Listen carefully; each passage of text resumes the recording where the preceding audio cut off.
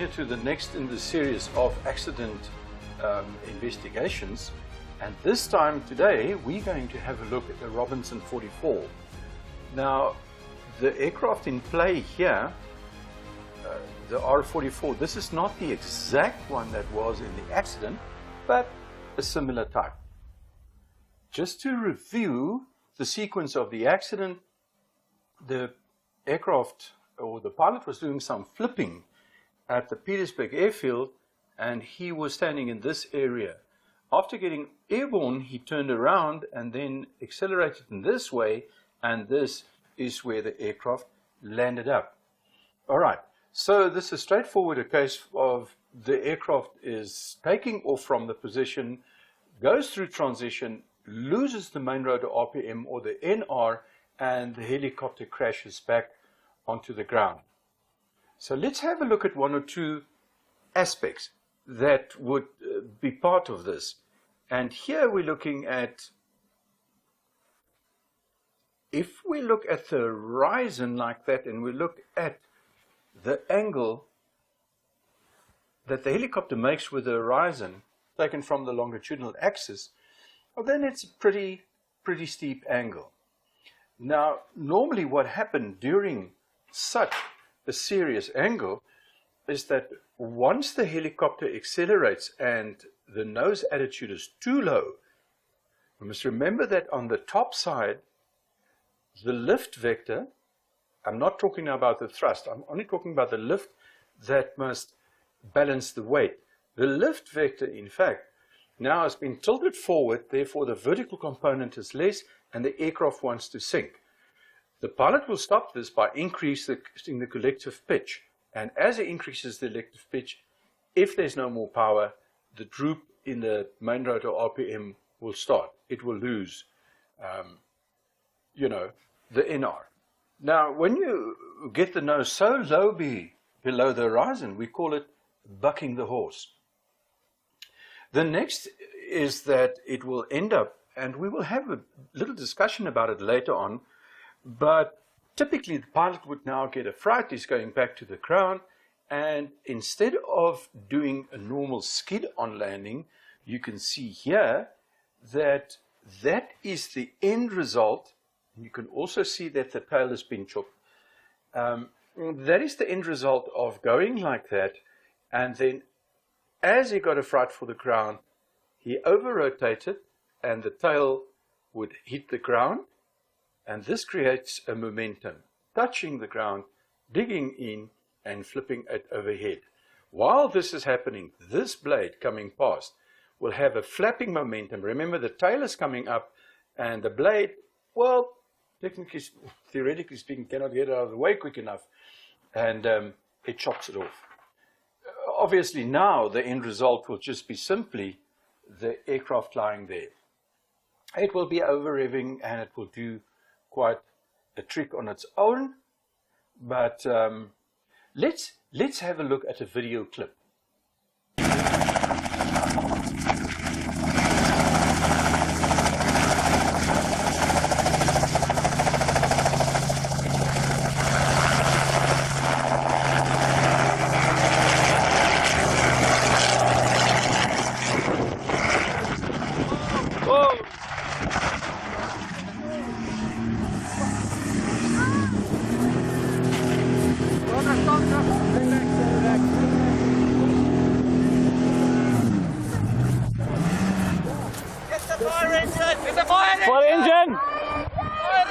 Fire engine!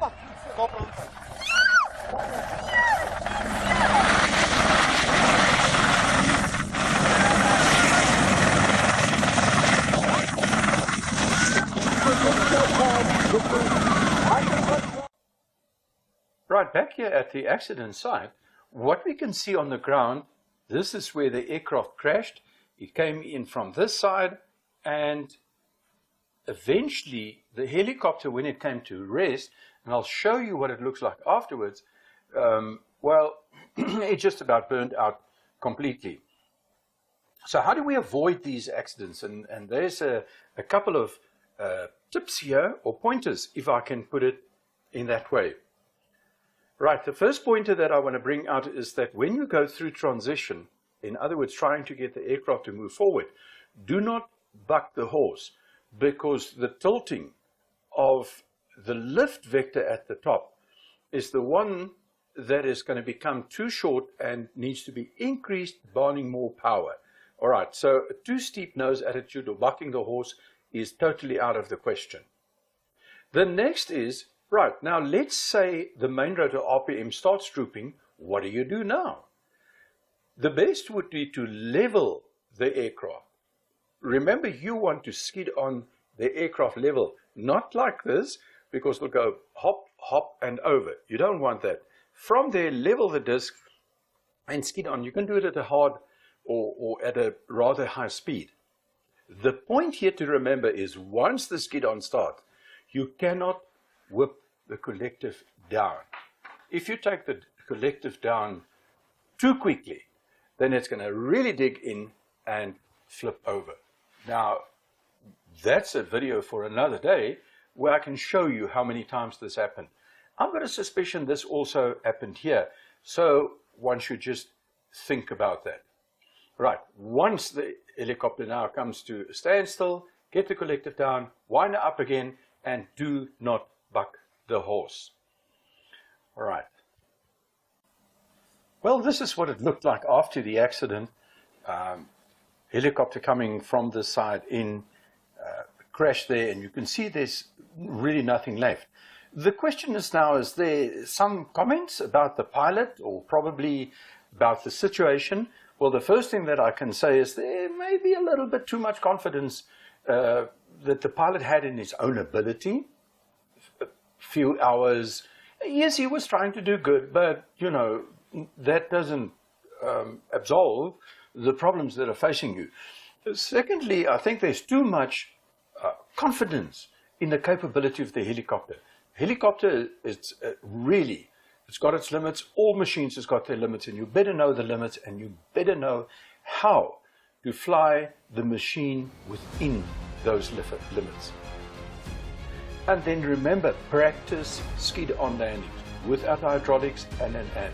But it must be the correct technique, otherwise you're going to flip over. Well, that is so much that I'd like to say for this one, and keep the revs up, fellows.